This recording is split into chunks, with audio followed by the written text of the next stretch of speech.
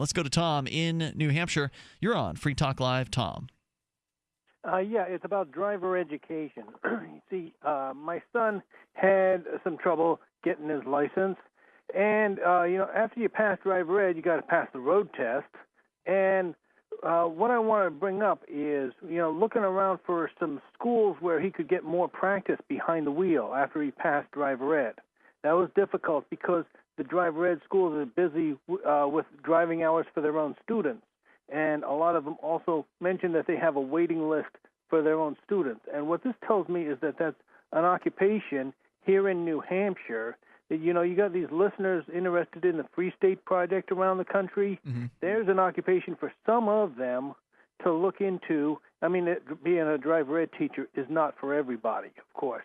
But it's an occupation for some people to look into where there would be job security because, they're full up, is what I'm saying.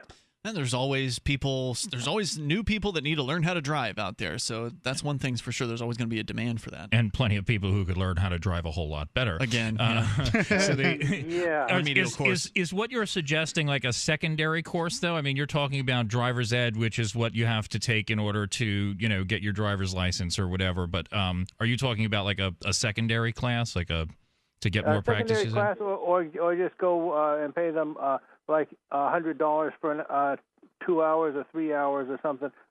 Drive around and see, what he needs work on. Never mind what he needed work on. I mean, there's all these different things about driving the car, and you want to do it safely. I mean, I realize there are some strict libertarians who don't believe in speed limits, but they do believe in don't crash into people.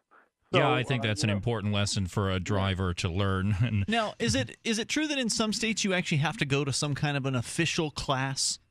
Because I know that when I was in Florida, that wasn't the case. My dad taught me how to drive on the the back roads east of the interstate in Sarasota, Florida. But we did get a discount on our insurance, which was very high for young people if you took the driver's ed course. Oh, really? So, if you're under 18, you have to take driver ed before you can get your license in New Hampshire. In New Hampshire, I see.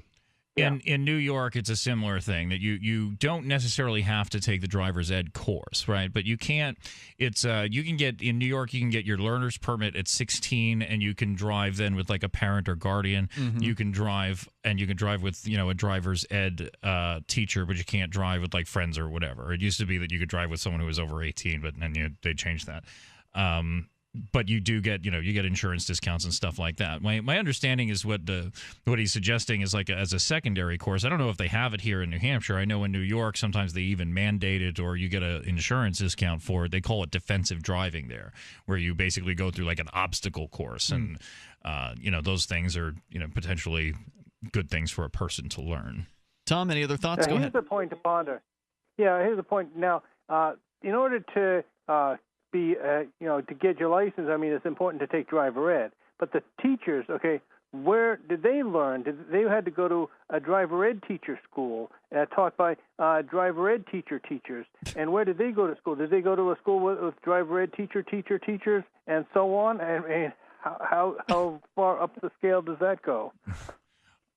I don't even know how to answer that. I don't Thanks know. for the call, Tom. Free Talk Live, 7 nights a week from 7 to 10 Eastern, live on the Liberty Radio Network at LRN.FM.